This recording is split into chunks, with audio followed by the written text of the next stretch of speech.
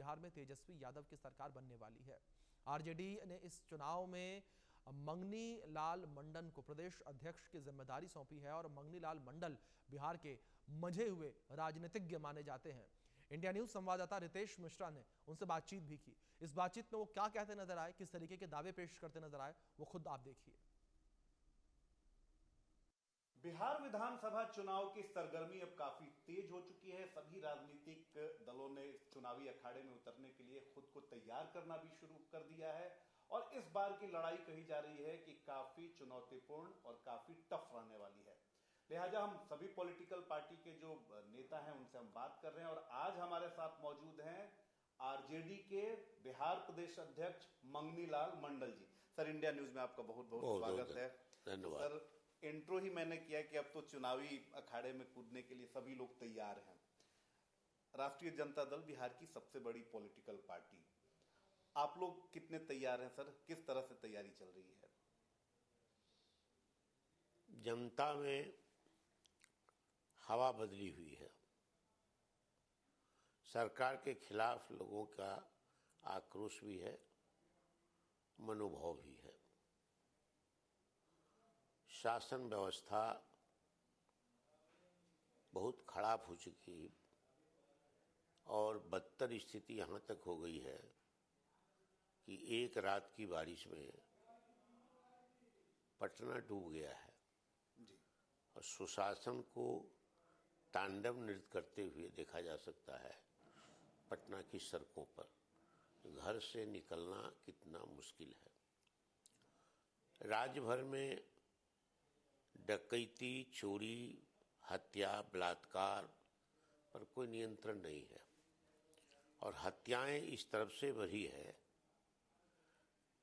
कि एक एक सप्ताह में 200 20 हत्याएं हो जाती है। तो एवरेज 5 या 6 हत्याएं बिहार में हो रही है प्रतिदिन। महंगाई बढ़ी हुई है, भ्रष्टाचार इतना बढ़ा हुआ है कि जन भावना इसके सुशासन के नारा से बहुत आहत है और वो लोग मन बना चुका है कि अब नीतीश जी को समय ज़्यादा नहीं दिया जा सकता है। तो ऐसी स्थिति में जनता का स्नेह भी मिल रहा है, जनता का प्रोत्साहन भी मिल रहा है और जो जनता है वो हमारा पीठ भी थपथपा रहा है कि इस बार इस सरकार को बदलने में निर्णायक परिस्थिति पैदा हो गई बिहार में। तो इसीलिए हम लोग तैयार हैं चुनाव में। चुनाव तो जब होता है तो चुनौतीपूर्ण होता ही है सबके लिए। बिल्कुल। तो हम भी उसको चुनौती के रूप में ले रहे हैं। अब बिहार के काफी पुराने राजनीतिज्ञ हैं, सभी लोगों को आप जानते हैं। बिहार की राजनीति को आपने पल पल बदलते हुए देखा है। ऐन चुनाव से पहले आपको इस पार्टी में बहुत महत्वपूर्ण जिम्मेदारी दी गई है सर। वो मैंने आपके जब आपने पदभार ग्रहण किया तो मैंने आपके भाषण को भी बड़े ध्यान से सुना था। समय काफी कम है सर, ये आपके लिए कितनी बड़ी चुनौती है इस बार चुनाव और पार्टी के लिए कितनी बड़ी चुनौती है और किस तरह से आप सर स्ट्रैटेजी बना रहे हैं ताकि सत्ता में एक बार फिर से आप वापसी कर सकें? समय कम है, ये बात तो सही है। ये जो विशेष गहन पर्यवेक्षण मतदाता सूची का किया है, ये बीच में बहुत बाधा पैदा किया है और ये अनावश्यक है क्योंकि 2003 के बाद कई चुनाव हुए हैं लोकसभा के और कई चुनाव विधानसभा के हुए हैं, नहीं किया। और तब जब 7 जनवरी को 25 को वोटर का जो सामान्य प्रक्रिया के तहत सुपरविजन होता है, उसमें एडिशन डिलीशन दोनों होता है। इसमें डिलीशन का मकसद बना करके अभियान शुरू किया था। तो ये थोड़ा बहुत डिस्टर्ब किया है, सभी पार्टियों को, हम लोग को भी किया है। लेकिन इस अभियान से भी एनडीए भारतीय जनता पार्टी के खिलाफ में मैसेज आम लोगों में गया है और उस मैसेज से हमको कहीं न कहीं जनता का सहयोग मिलेगा इनके खिलाफ। और हम लोग पार्टी जो हमारी है वो जनाधार वाली पार्टी है क्योंकि सबसे बड़ी पार्टी हमारी है। विडंबना ये है कि हमारी पार्टी के 78-79 सीट होते हैं तो हम प्रतिपक्ष में बैठते हैं, और जिनको 40-45 सीट मिलता है वो मुख्यमंत्री बनता है।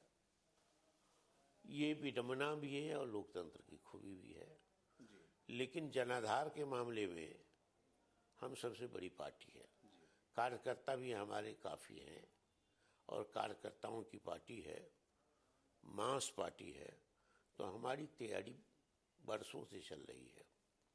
और 5 वर्ष नहीं, इस बार का पहले होता था 5 वर्ष का लेखा जोखा मूल्यांकन जनता करती थी। 20 वर्षों का लेखा जोखा और मूल्यांकन सामने आया है, जो गुस्सा लोगों का फूटा है इनके खिलाफ में। तो हमारी तो तैयारी चलिए रही है। 20 वर्षों का क्या लेखा जोखा अगर आपके ख्याल से किया जाए तो क्या कुछ आपने सर आकलन किया है कि 20 वर्षों में नीतीश कुमार ने क्या अच्छा किया, क्या बुरा किया, क्या कुछ अब फील्ड में लेकर जाएंगे? 20 वर्षों में लेखा जोखा यही है कि पैसा तो इनको काफी मिला है जी। ये पैसा लालू जी को नहीं मिला था।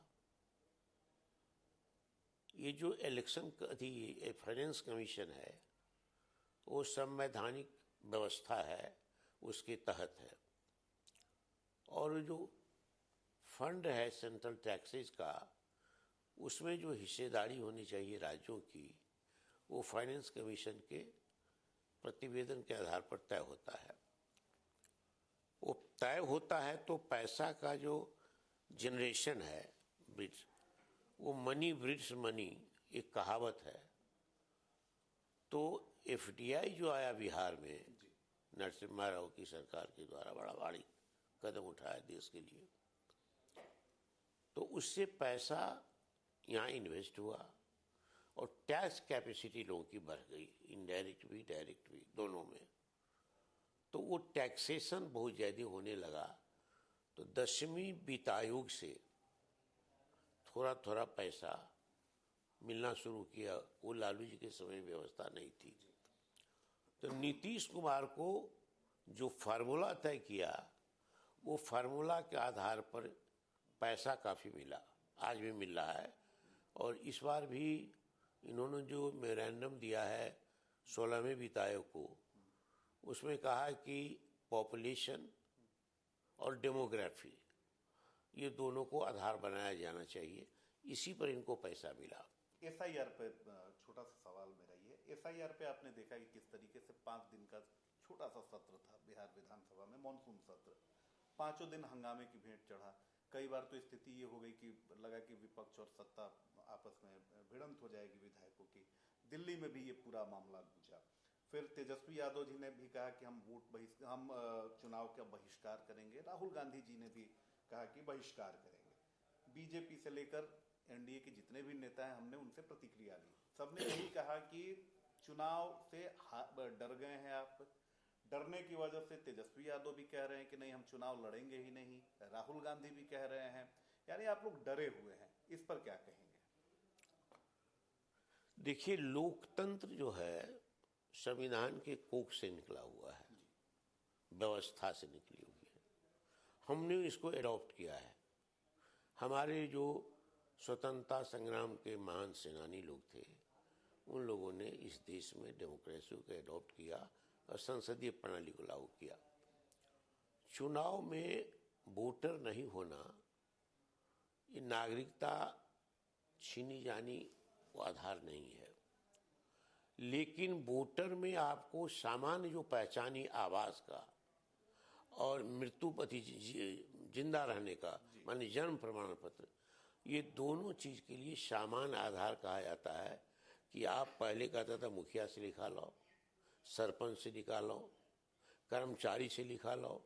इधर आधार कार्ड जब से लागू हुआ है पार्लियामेंट के माध्यम से, तब से सरल और सुलभ प्रमाण पत्र आधार कार्ड है। ये इलेक्शन में जो इंटेंसिव जो विशेष गहन पुनरीक्षण चल रहा है, उसके माध्यम से कहा कि नहीं, आधार कार्ड नहीं लेंगे। इसमें आधार कार्ड में वोटर बना है, आधार कार्ड से सब काम होता है। आईडी कार्ड नहीं लेंगे, राशन कार्ड नहीं लेंगे। तो मन लोगों का व्याकुल होना स्वाभाविक है, क्योंकि लोकतंत्र में हमको आप वोटर से लिस्ट से डिलीट करते हैं, जिस आधार पर, उस आधार पर हम नागरिक नहीं रह जाएंगे, क्योंकि कोई सुविधा नहीं मिलेगी। तो नागरिकता छीनने का अधिकार इलेक्शन कमीशन को नहीं है।